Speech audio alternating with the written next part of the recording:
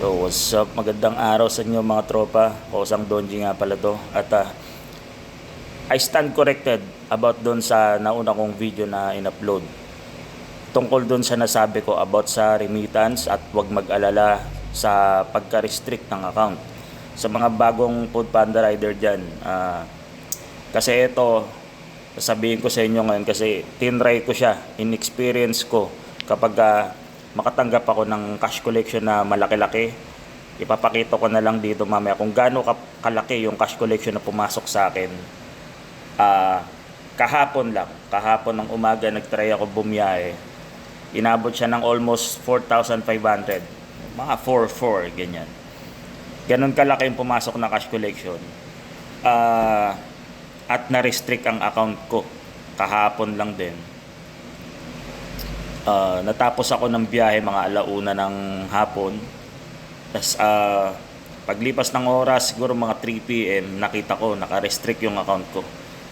So sa tingin ko, dahil sa sobrang laki nung cash collection na pumasok sa akin, dapat pala siguro kapag ganun, mag-try ka na mag-remit kahit siguro mga 3,000, mga ganyan. Para wag lang masyadong malaki yung negative mo. Mga nakaraan kasi, kaya nasabi ko na huwag kayong mag-alala dahil magre-refresh naman yan.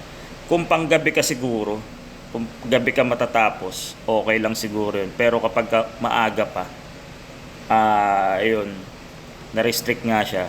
Pero ngayong umaga na to ng chinek ko, okay na uli yung account ko. At nakakuha na ulit ako ng panibagong schedule. Bali, magbabiyahe ulit ako mamayang gabi. Kung sakasakaling makatanggap na naman ako ng malaking cash collection, itatry ko ulit na hindi mo na mag-remit kung marirestrict siya o hindi. At mag-update ulit ako kung anong kalalabasan. Kasi nung mga nakarang biyahe ko, ginagawa ko talaga, puro gabi lang yung labas ko. At yung cash collection na umabot sa akin, umabot ang negative ko ng 3,000 plus. Mga 3,1, 3,2, ganyan. Hindi naman nare-restrict yung account ko. Ginagawa ko naman doon.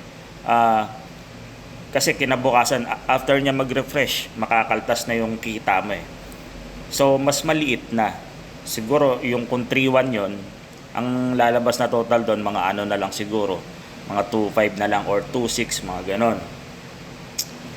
So, yun. Aabot doon sa restriction, sa hindi pagre-remit ng maaga. Kung pang umaga ka mag-start, ang payo ko sa inyo kasi na-experience ko, mas maganda siguro kung after nyong magbiyahe or bago kayo umuwi, mag-remit muna kayo.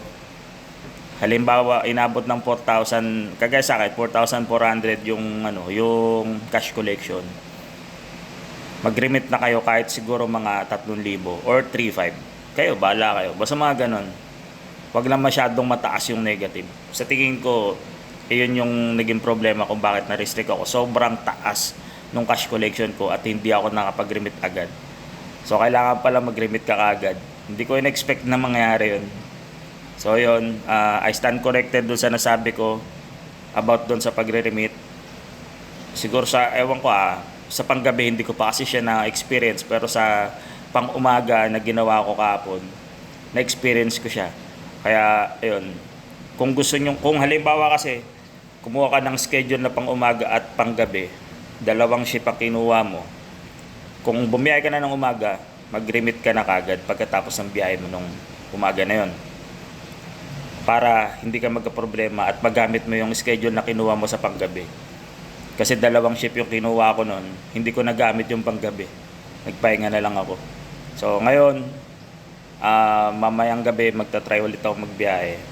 Susubukan ko kung halimbawang makakuha ko ng malaking cash collection, tatry ko na hindi mag-remit agad. Kinabukasan ng umaga na magre-remit. Titignan ko kung magkakaroon ng restriction kasi baka mamaya naghihigpit si Panda kaya nangyari yun. So yun, maraming salamat sa mga nanonood nito. Kung may mga tanong kayo, pwede kayo mag-comment dyan sa baba at susubukan natin sagutin. Okay, salamat mga tropa. Kosang Donji nga pala. TBS Permanent Truce. Right.